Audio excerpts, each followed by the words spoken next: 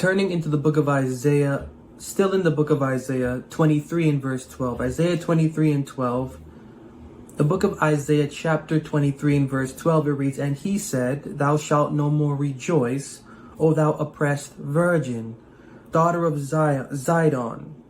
Arise, pass over Chittim, there also shalt thou have no rest." So again, the association of this term virgin, we're keeping it first in the book of Isaiah.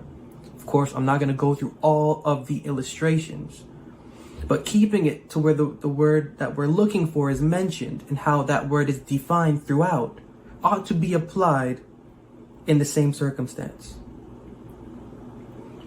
What we're hearing is, "Thou oppressed virgin, daughter of Zidon. Sit in the dust, O virgin daughter of Babylon." These are connotations referring to no literal woman, to no literal female human being, but to an institution within an institution. Isaiah 37:22, still in the book of Isaiah, Isaiah 37:22, "This is the word which the Lord had spoken concerning him. The virgin, the daughter of Zion, hath despised thee and laughed thee to scorn. The daughter of Jerusalem hath shaken her head at thee." So when we're hearing, "Behold, a virgin shall conceive a son, and thou shalt call his name Emmanuel," or she shall call his name Emmanuel, or they shall call his name Emmanuel, this conception, one, it's not a true or literal conception, as we've seen. This name is not a literal name, as we have seen.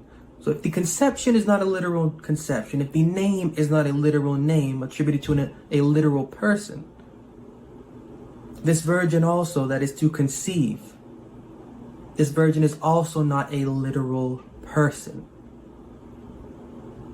The associations of this one word in the book of Isaiah, virgin, carried out to other associations, link this term to an institution within an institution. Now in the Bible, woman, the word or term, woman, women, daughter, wife, wives. This is figurative language denoting churches. These are all figurative languages or figurative terms. This is figurative language denoting a church or churches. An example, plain example, Ezekiel 23 verses 2 through 4. Ezekiel 23 verses 2 through 4 reads, "Son of man, there were two women, the daughters of one mother, and they committed whoredoms in Egypt. They committed whoredoms in their youth. There were their breasts pressed, and there they bruised the teats of their virginity. And the names of them were Aholah the elder and Aholibah her sister, and they were mine. And they bare sons and daughters. Thus were their names. Samaria is Aholah, and Jerusalem Aholibah." So we're seeing the Bible decode itself. We're seeing the Bible decode itself, and in this specific language. This specific language we can apply. That language in the book of Isaiah chapter 7, "Behold, a virgin shall conceive and bear a son, and shall call his name Emmanuel." This is the same sort of context, same sort of language. The virgin at hand is not a literal woman.